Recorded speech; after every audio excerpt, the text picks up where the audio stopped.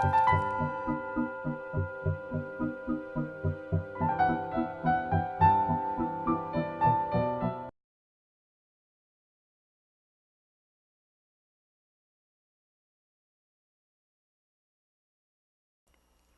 is a blog about how to move the mind. And it's a powerful teaching that I'm going to share with you. You may have heard the first part before, but the second part is something new that I've not shared before. The idea of not being overly selfish, that's nothing new. We're brought up being told not to be selfish. In fact, we all have been brought up with the self itself and all kinds of ideas about what to do with it. We are told on the one hand to be ourselves and to be self-confident, to be true to ourselves, but at the same time, we're told not to be selfish and not to think too much of ourselves. So either way, we're caught up in this self thing. It's, like sticky molasses or the proverbial tar baby. The more we struggle with the self, the deeper into it we get stuck, and the more attached we become. So struggling, fighting with the self, opposing the self, just urges it on. Remember that attachment does not just mean positive attachment, that we like something, but also negative attachment, like when we hate or don't like something. That equally is attachment. And the self likes either to get close, to bring close to itself the things that it likes, or to back off and shove away what it doesn't like, or just to be neutral and ignore something. This kind of bipolarness makes working with the self, and especially with self-attachment, the attachments of the self, tricky. Attacking, as I mentioned, or getting down on, or feeling sorry for ourselves is just another form of selfishness. It's another form of attachment. For all of the many worthwhile achievements that Western civilization has managed, mastering the self and its attachments is not one of them. This is why we increasingly turn to the Eastern, and to particularly the Buddhist views, as to how to manage the self. They seem to have figured it out, and we can learn it if we want to. So in summary, the more seriously we take the problem of attachment, and particularly the self and its attachment, the more airtime we give it, the more concern we have, the stronger our self-attachment gets in response. That's just what I said above. There is a definite mirror reflection here, which is kind of humorous, like looking at ourself in a mirror. So the bottom line is that any kind of struggling with ourself, punishing it, admonishing ourselves, hating ourselves, or liking ourselves,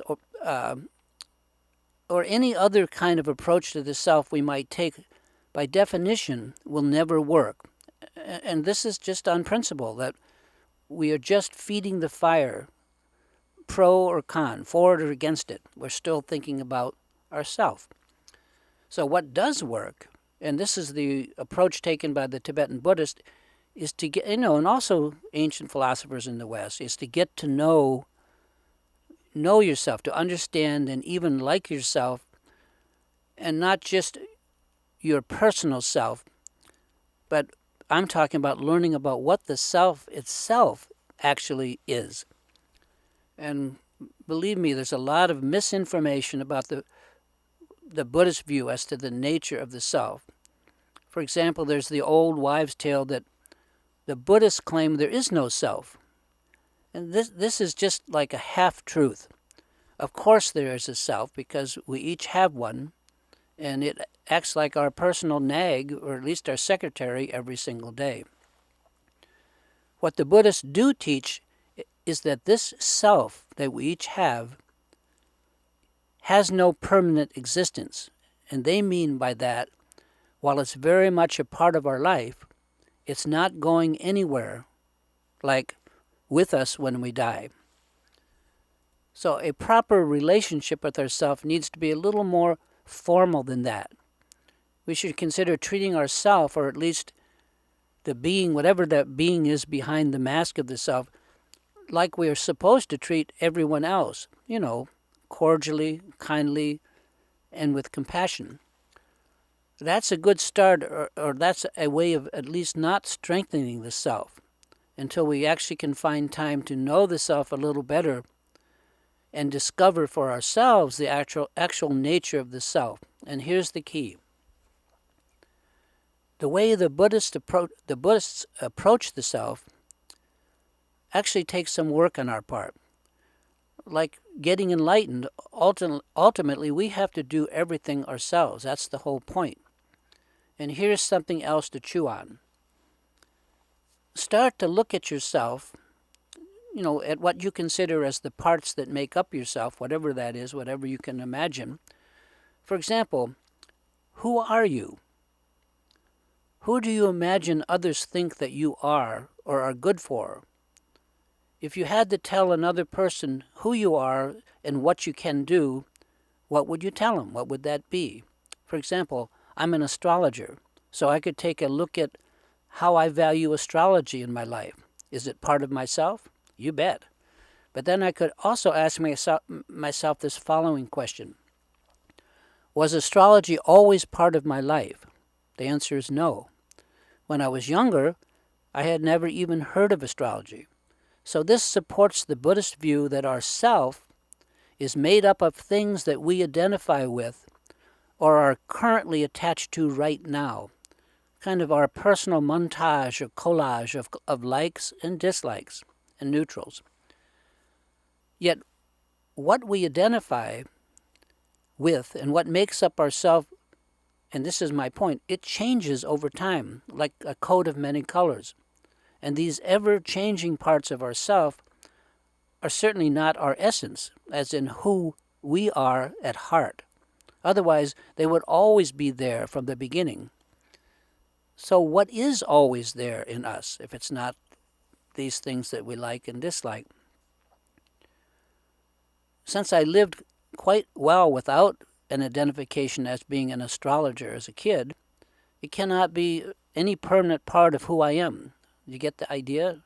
And just try it. In your spare time, start going through all of the self-attributes that you've collected around you that really amount to your persona, your personal image, or yourself. Can you find even one of them that you have not lived without at one time or another? If you can, tell me what that is, because I've never found any. And if you cannot, then that tells us something, that it's an attachment we have rather than who or what we actually are. And we should do the same for the things that we don't like. So it would be good if we could find out then, who is it that has all of these non-essential attachments that we call ourself, all these things that seem to be ever-changing, but we still have something like a coat of the self or persona at any given time. If we take away all of what we can and have lived without, what and who are we left with? This is the essence of how the Buddhists begin to approach deconstructing the self. At first, kind of intellectually, by thinking about it, as I'm presenting here. And the thing is that the thing that really opened my eyes for me was this. I had always assumed that the mind was intellectual, which means that I depend on understanding most things first on an intellectual basis. Of course, the mind is intellectual too, but there is another component to the mind that I was never introduced to, much less taught as a child. And that is that the mind is also muscular, which sounds like an oxymoron, but it's not. Just as we can understand what muscle memory is when we learn to play a guitar, learning all the chords, the scales, and so on until we can do them automatically, the mind is in some way similar. There is some muscle memory to the mind. When we are asked to look at who it is that identifies with astrology, in my case, or has attachments to it, We make a big mistake if we short-circuit that request by simply understanding this intellectually. Instead, we really are being asked to actually struggle some, and I'll try to explain. For example, right now, here and now, look at who is reading this sentence. Don't look at the content of this sentence, which is me asking you to look at the looker, but actually attempt to look at who is looking, who is reading this page. Actually look into your mind. Try to look at who that is. If you really try that right now, and I mean really try, you will feel the effort, and like two magnets repelling one another, you will feel that force of not being able to look, or of that what you are trying to look at doesn't hold still. That force that we can't position, that we can't, that won't hold still for us, it can be overcome. And that's the first step to building mind muscle. Only we have to do a lot more of it to become accomplished. But the good news is that you can do this kind of looking at the mind work throughout the day with no trouble. That's how I did it, by mixing my mind and my mind training with my actual work, the things I had to do all day. And I did this for a long time. The mind is more than just thinking and understanding. It's deep. And we must plumb it, not just with the thin thought of trying to get the idea of understanding, but with our entire heart and being. This is something that few of us have ever tried to do. We have never used this mental muscle, and at first it's going to be very, very difficult to move around in there at all. It takes effort, and it takes practice of a non-intellectual kind to actually move the mind. But once you get it moving, it will move on its own from then on. I know this because I've done it. And we build this mind muscle, if we can call it that, by actually looking at who we are, trying to, again and again, over and over. We build on this by looking at all of the components of what we think makes up ourself, one by one, determining if this or that part of ourselves, like my being an astrologer and astrology, is that essential, and has that always been a part of ourself? The key is that we cannot just say to ourselves intellectually something like this, to give you an example. Oh, I get it. If astrology is an attachment for better or worse, and has not always been part of myself, I will abstract it all and say to myself that no thing has been a part of myself, and I'll be done with this exercise, end quote. Now that would be a huge mistake, and it's a mistake that I made, intellectualizing it. For your sake, please don't do that. Instead, we must make a mental effort again and again to actually look and to track down each part of ourself and decide whether this or that attribute, this or that like or dislike, is essential to our personal self-image, and has it always been there? Was there ever a time when we didn't have it? And if there was, then it's not essential, and so on. It's not so much the content of what we're examining here, the attachments, this or that attribute, but rather, and here's the important point, the exercise of repeatedly learning to look into the mind and verify things. That's the point of this, not what we're talking about. It is the effort to move the mind to look inside itself that's key here, not the particular thing we're looking at or looking with. The mind must be moved by exercise, and in the beginning it's very, very difficult to move it. We have to learn to do it through practice. But we can't learn to do this by intellectually understanding it like we usually do, just getting it, grasping it, and being done with it, as in, oh, we see an example, then we generalize globally that all examples will be the same and leave it go at that.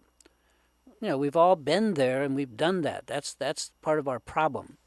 This would be like using the guitar as an example, grasping how a C chord is made and then generalizing it to all other chords without actually learning the chords one by one. We have to learn each chord. We have to make the effort to actually look and see what we can see, and if we can see something. So in summary, don't succumb to drawing any premature intellectual conclusion to this exercise. That would be jumping to conclusions and skipping everything in the middle, which we could call life, and it won't work. Actually, looking is not that hard, but you have to move the mind around and learn to move around in the mind, and we're not used to doing that.